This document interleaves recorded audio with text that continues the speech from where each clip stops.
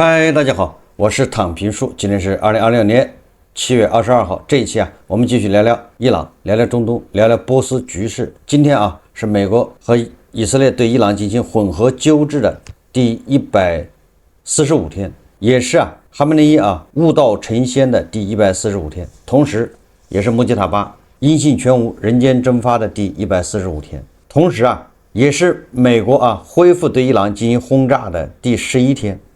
根據央視報道說美國中央司令部稱美東時間7月21日晚8點15分，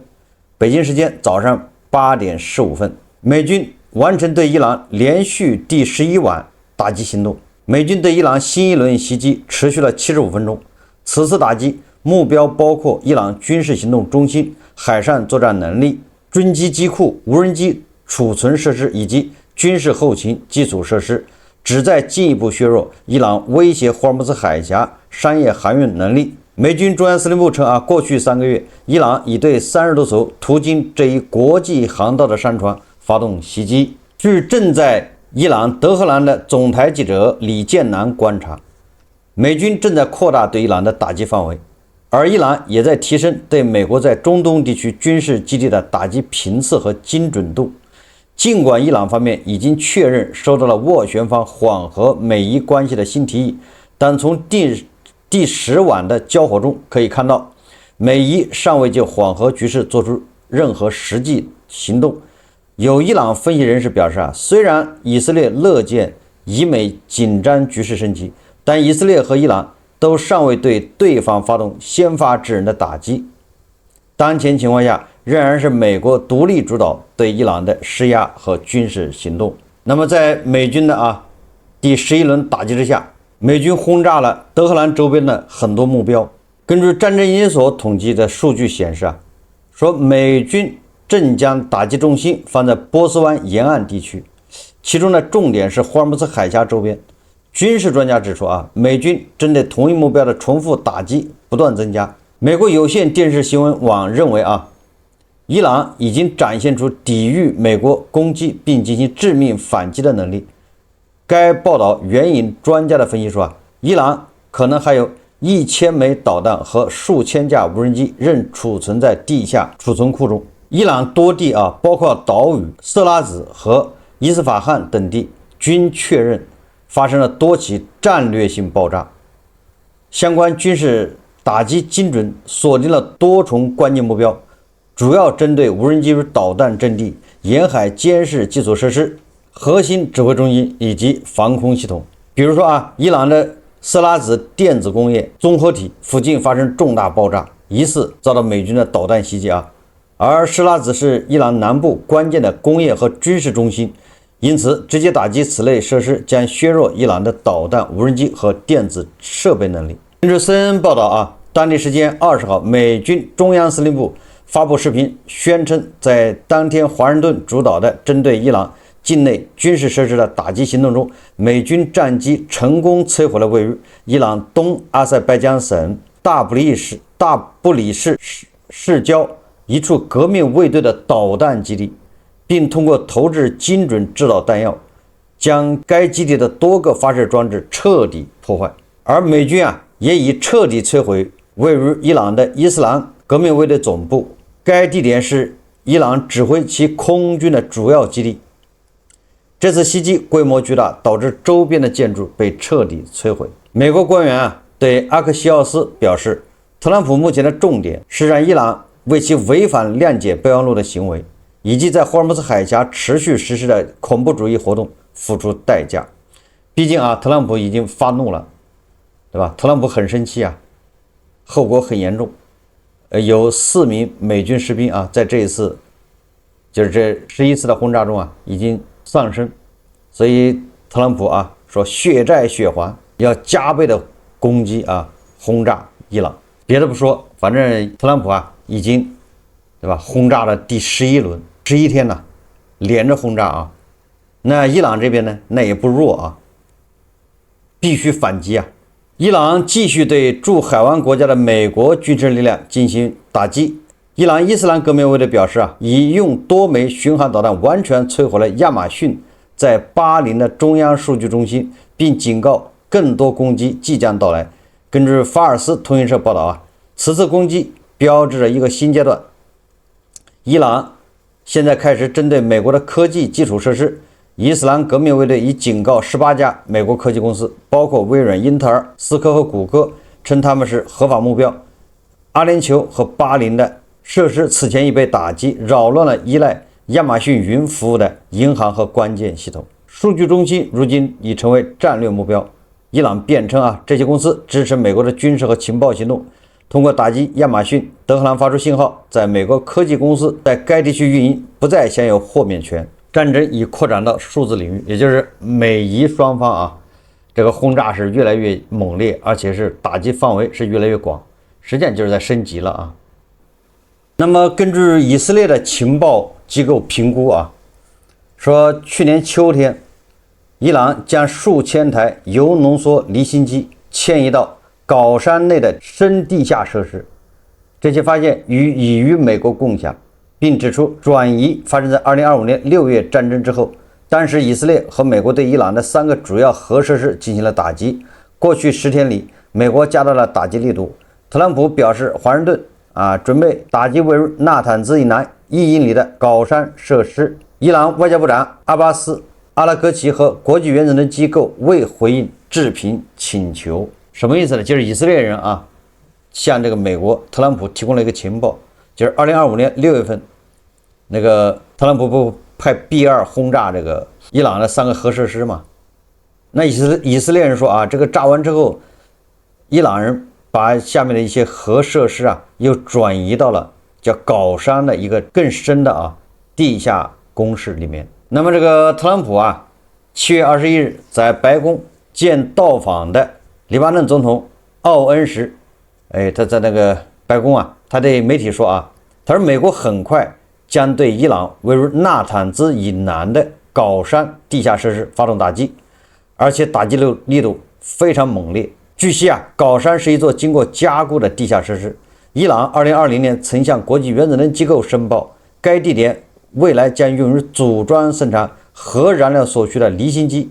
特朗普上周接受採訪時也表示美國可能會很快對高山採取行動。有報道稱以色列方面認為，在過去6月持續12天的以以衝突結束後，伊朗已將先進的離心機及部分高濃縮鈾庫存轉移至該地下設施。所以特朗普已經得到情報，準備把這個地方連窩端。那麼對特朗普來說，好消息是什麼呢？是英國同意美軍利用英國的空軍基地去轟炸伊朗。根據彭博社報道英國新首相安迪·伯納姆已批准美國使用英國軍事基地，用於對伊朗實施防禦性打擊。根據 CBS 報道說上任首相僅2天，伯納姆就帶領英國捲入戰爭，也就是未來會有更多的美國的轟炸機從英國起飛去轟炸伊朗。多架美國 B-1轟炸機從英國皇家空軍菲爾福德基地起飛。同時，特朗普重申對伊朗深埋地下的高山核設施發動打擊的威脅。關於這個美軍特朗普要打擊高山，要炸這下面的核設施那麼美國的叫參議員肯尼迪他就質問這個戰爭部長豪克塞斯。參議員約翰肯尼迪在聽證會上就伊朗問題的向國防部長豪克塞斯連番施壓，要求直截了當的答案。他詢問若美國撤軍並結束封鎖，伊朗會否在海峽設卡收費或重新研發核彈頭？豪克塞斯回應稱，伊朗仍有潛力繼續構成威脅，可能以世界不願意看到的方式強行控制水道，但具體措施屬於假設性問題。肯尼迪追問美軍是否有能力摧毀高山下的一切，豪克塞斯回應稱，相關能力多屬於機密，但如果這世上有誰能觸及地球上的任何目標，那一定是美軍，世界上最強大的軍隊。也就是這個特朗普打擊高山，這個恐怕是勢在必行這個也對美軍來說應該難度不大去轟炸嘛。所以這個伊朗很緊張繼續威脅伊朗卡塔姆安比亞中央司令部警告稱如果美國攻擊伊朗的核設施和其他敏感目標，將被視為戰爭的擴大。如果美國實施此類襲擊，那麼所有美國的利益以及其盟友的支持者的利益都將成為伊朗伊斯蘭共和國武装部队的强有力的反擊目標。你看双方啊硬碰硬，伊朗说了，你只要敢炸这個高山下面的核設施，那不光打擊美國在中東的基地，還打擊其他國家。但問題是，特朗普的這個 B-1槍騎兵重型轟炸機已經從英國基地起飛了，說不定現在已經開始在炸了啊。朗子說啊，他說因為你們針對我們領導人的私人住宅及家人，所以你們在該地區的全體領導人現在也將在其私人住宅中遭到針對。就是這個朗子現在啊，革命衛隊啊，在威脅所有的中東地區的這些王爺國，這些領導都是伊斯蘭革命衛隊的合法打擊目標，因為你們把我們的領袖，在自己家裡，在私宅，你把它炸了。這也就是啊，革命衛隊現在越來越強硬，不僅要打美軍基地，而且打這個王爺國的這些民用設施啊，住宅都在他打擊範圍之內。這就是升級嘛。伊朗伊斯蘭革命衛隊在官方頻道上發布了一張信息圖，把美國總統的個人商業地產列入了合法打擊目標清單上，清清楚楚寫着7個項目，橫跨4個海灣國家，從5星級酒店到摩天大樓，從高爾夫球場到度假別墅，全部是特朗普家族在海灣地區最值錢的商業資產。消息發出後幾個小時，路透社報道稱，迪拜市中心傳出了巨大的爆炸聲，而特朗普國際酒店大廈恰好位於該區域附近。雖然目前沒有任何證據證明這兩件事存在直接的關係，但恐慌已經真實的蔓延開來。當一場國家之間的戰爭開始把目標瞄準一個人的錢包時，事情的性質就徹底改變。伊朗武裝部隊表示啊，新型防空裝備已交付作戰部隊使用，同時伊朗也在持續重建此前衝突中損傷的防空系統。武裝部隊發言人阿克拉米尼亞准將表示啊，新裝備顯著提升了伊朗的防空能力，並補充說啊，軍方現在能夠以更強大的力量對抗敵機。同時他表示，伊朗武裝部隊的防禦準備不僅限於邊境地區。什麼意思呢？也就是伊朗啊會打出伊朗國門，這個還真不是亂說啊，伊朗有這個想法。首先啊，伊朗革命衛隊正在向科威特邊境運送越來越多的重型軍事裝備，這網上都有視頻啊，已經有跡象表明啊，美軍有可能從這個方向對伊朗實施地面進攻。當然還有一種可能，也可能是伊朗會主動發起進攻，從這個方向進入這個科威特，然後啊圍捕圍剿在科威特的美軍基地，逮他幾百個美軍，那這就有意思了啊。伊朗有沒有可能出動啊精銳部隊突襲在科威特的美軍？伊朗前外長馬努切赫爾穆塔基近日放话稱啊，德黑蘭完全有能力對中東地區的美軍基地發動地面進攻。美國人現在滿嘴跑火車，嚷嚷着要搞地面戰，可他們手裡沒有真家伙。我們有，我們的地面作戰能力意味着可以直接拿下美軍的一座基地，在伊拉克科威特巴林，這事兒不難辦。我們在伊拉克有人，在科威特也有人，我們邀請他們都會參戰，還會有大批伊拉克人加入。所以我認為，只要拿下其中一座基地，俘虜200號美軍，把基地佔領，就能徹底讓美國繳械，讓這場戰爭再也打不下去。所以啊，這伊朗人是有這個想法的啊，要從科威特入手啊，發動突然襲擊。當然了，美國也有可能從科威特對伊朗發動突然襲擊。美軍若要對伊朗發動地面入侵啊，地面進攻啊，最有可能的主攻方向之一就是從科威特領土直插到胡奇斯坦省。眼下美軍在科威特大規模屯兵，通用運輸直升機、海馬斯火箭炮等裝備陸續到位，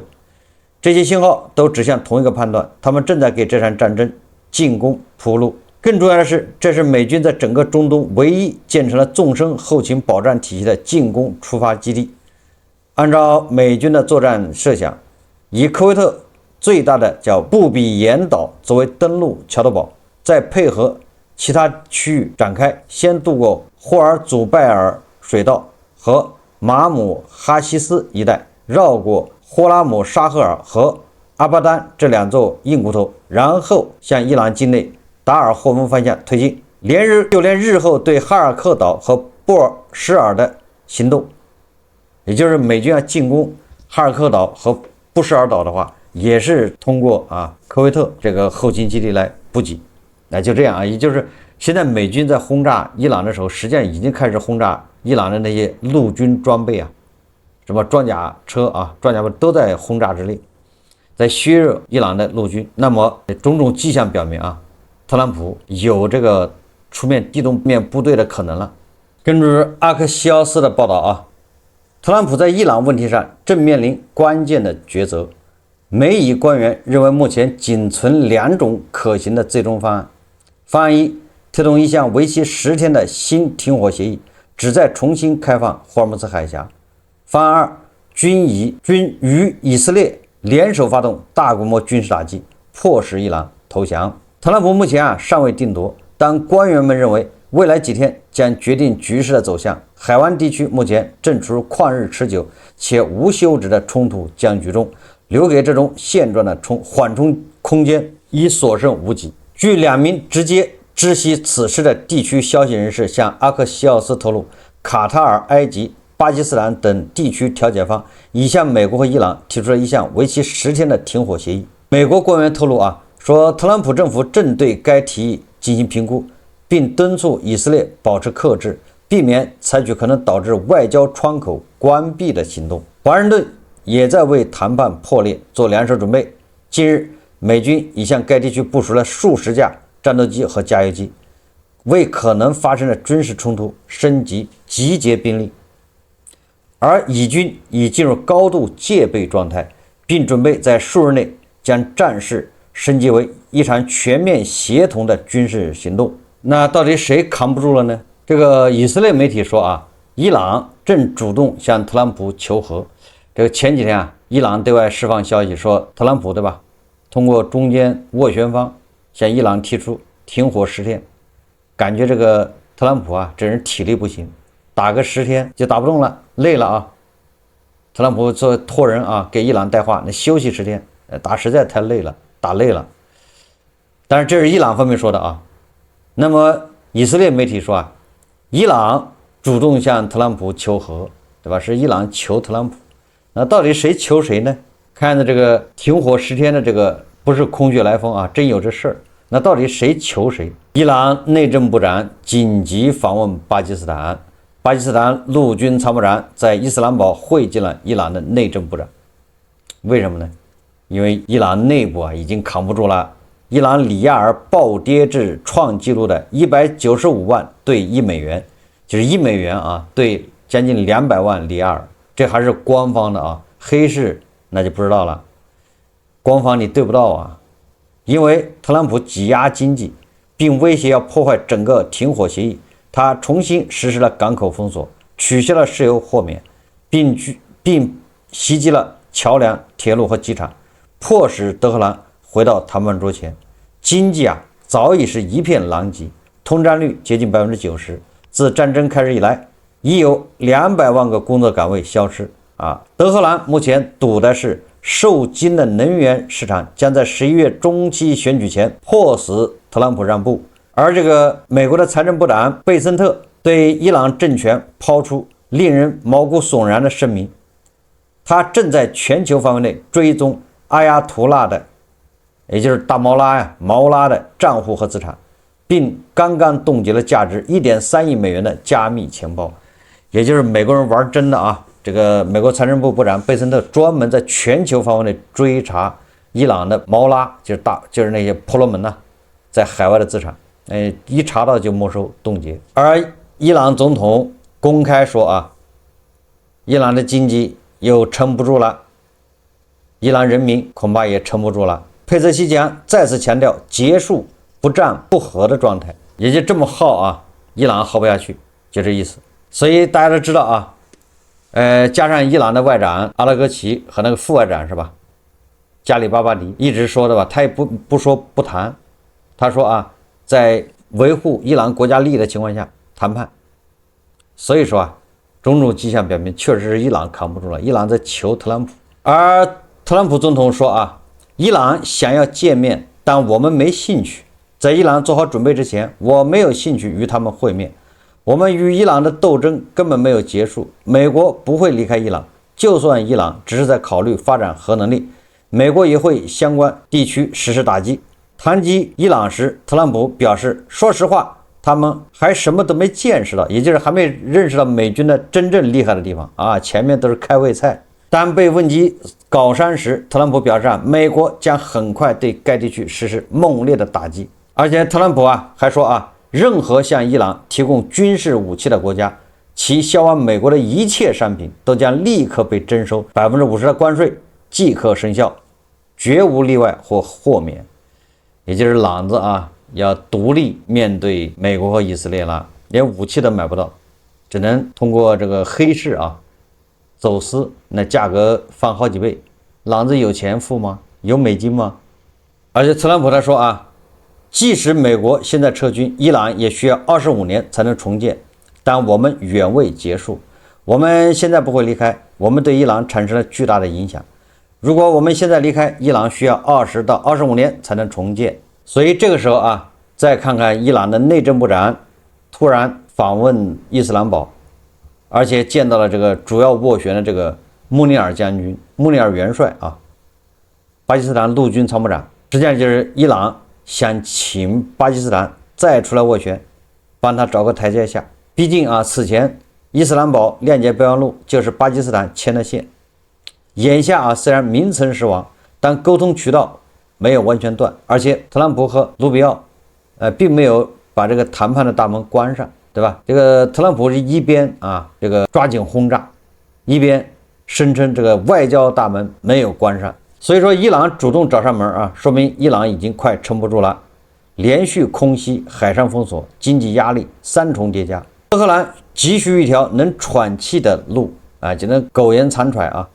至於巴基斯坦能不能再把雙方拉回談判桌，目前看還不太好說。特朗普是王八吃秤砣，铁了心要伊朗让步。本周如果不让步，也特朗普给的时间就是本周。当然了，特朗普一直在画底線这個限期，但是伊朗確實受不了了。前2天咱們說了我說特朗普這個人不按常理出牌，對吧？前面說下一周轟炸橋樑和電廠，結果他前面話剛說完，後面馬上就炸，這叫兵不厭詐。果然沒錯，我說的沒錯因為朗子反應過來了，伊朗民眾組成人鏈人牆，誓言保護霍爾木茲海峽。目前霍爾木茲海峽的商業通航已經降至極低水平，壓力指向紅海入口。當地時間20日，伊朗民眾在霍爾木茲海峽的海岸線上聚集，他們走成人鏈，誓要保護海峽。怎麼樣？我說特朗普這招對吧？兵不厭詐，對吧？先炸大橋再說。你要說這周炸，那完了，那朗子他會組織人在大橋上站着，你還真沒法炸。所以他非說下一周炸，對吧？實際上他本周就炸了，他就這樣這叫兵不厭詐，出其不意。我們再看這個特朗普的前搭檔副總統彭斯，他談到這個美國伊朗的這個戰局他主張徹底解放美軍戰鬥力，全面開戰，徹底鏟除伊朗核威脅。這個觀點跟我一樣這個彭斯在接受 CNN 專訪的對話中，他說對伊朗立場與軍事策略，彭斯堅決支持特朗普政府對伊朗採取直接軍事行動，並將這場衝突定義為長達47年的對抗的延續。他認為停火後的諒解備忘錄已淪為誤解備忘錄。伊朗並未放棄核野心與對恐怖主義的支持，他全面主張釋放美軍軍事力量，徹底摧毀包括鎬頭山地下設施在內的核計劃及彈道導彈能力，且不排除未來部署地面部隊的可能性。這個前副總統和現副總統兩個人完全不一樣現任副總統那就是要談判外交解決，前副总統就是一不做二不休直搗黃龍，雷霆之勢這個讓好多毛拉粉神棍粉那就是心裡不舒服了，如喪考妣這個世上為什麼還有毛拉粉、神棍粉呢？我也是百思不得其解啊。那麼《金融時報》啊，他刊登了一篇文章，作者叫杰迪恩·拉赫曼，他是《金融时報》首席外交事務專欄作家。他的觀點啊，說特朗普正滑入伊朗泥潭，只能重新考慮推翻伊朗政權。特朗普的外交政策遗產很可能由伊朗問題決定。目前看來情況並不樂觀，戰爭已經重新爆發，但美國並沒有一套可信的勝利方案。美國國家安全體系已經開始降低對成功的定義。在上周舉行的阿斯彭安全論壇上，特朗普首個任期內擔任國防部長的叫馬克·埃博斯表示，只要實現2個主要目標，美國就可以感到滿意。第一個2個目標第一個是在不收取通行費的情況下重新開放霍爾木茲海峽。第二，對伊朗核計劃施加限制，達到奧巴馬政府時期的水平。什麼意思呢？那這個哥們說的就比較要求比較低了，就是恢復到2月28號之前，那你特朗普就贏了。作者認為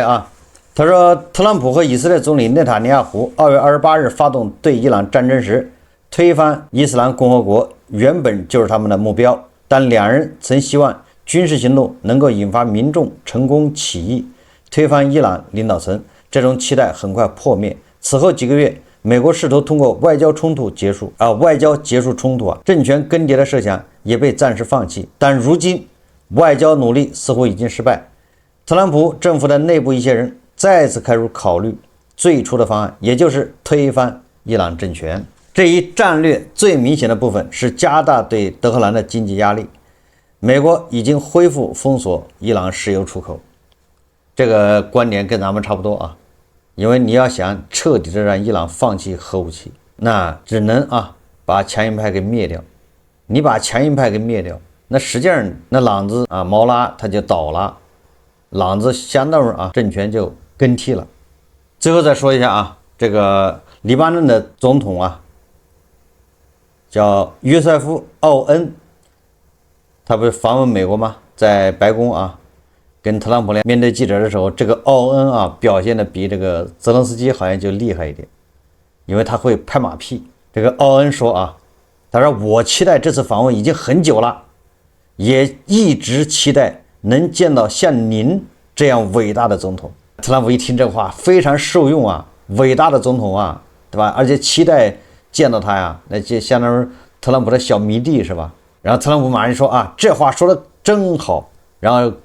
對下面的記者說你們都看見了嗎？他知道怎麼打動我，現在他想要什麼都可以，也就是这個奧恩你提什麼要求我都答應，對吧？有什麼心願你趕緊許願吧，至少可以許3個願望。表面上看特朗普喜歡拍馬屁，希望人家誇他，實際上不是這個人賊得很。因為那個澤連斯基來，那是要美國借錢提供武器等等吧，要美國幫助的是吧？是他求美國。而這一次特朗普這個黎巴嫩總統奧恩來是特朗普要求他，也不是叫求吧，至少是对吧？需要他幫忙。所以奧恩這個姿態一低是吧？那特朗普很受用。實際上特朗普需要黎巴嫩的政府軍去打擊去繳械解除黎巴嫩真主党的武裝。那黎巴嫩政府军好像稍微差點，不行怎么辦呢？那就需要美國对吧？提供援助，給武器，給軍事援助，培訓是吧？還有戰場情報等等。實際上是特朗普需要奧恩幫忙，對吧？用政府軍來對付黎巴嫩的真主黨，然後這樣把那個以色列給解放出來，這樣壓力就小得多這是人家內政，你以色列老在黎巴嫩搞，那就有點對吧？侵略的意思有那麼一點对吧？你跑到人家領土上打仗的，雖然你也是在解除這個黎巴嫩真主黨的武裝，但是你畢竟占着人家地盤不走這些都是對吧？遭到批評嘛，所以這個對以色列的觀感不好，所以這個特朗普壓力很大。那現在特朗普把這個一變成黎巴嫩自己政府軍對吧？人家自己內政，你誰能管呢？政府軍去讓這些黎巴嫩真主黨繳械，天經地義，所以他需要奧恩幫忙說一千道一萬，美國和伊朗這事沒那麼容易玩，對吧？這個說是拖入一個泥潭也可以，也就這個事情還要慢慢打。慢慢磨，要點時間。最終啊，我覺得只有解決毛拉才能算一劳永逸的解決了，才是真正的解決了核問題，否則的話都不是真正解決。什麼和談，那都是把問題打了個包放在那兒，什麼時候爆發不知道。好，這期節目我們就聊到這裡，感謝大家收看。如果喜歡我的節目，歡迎點讚評論，謝謝大家。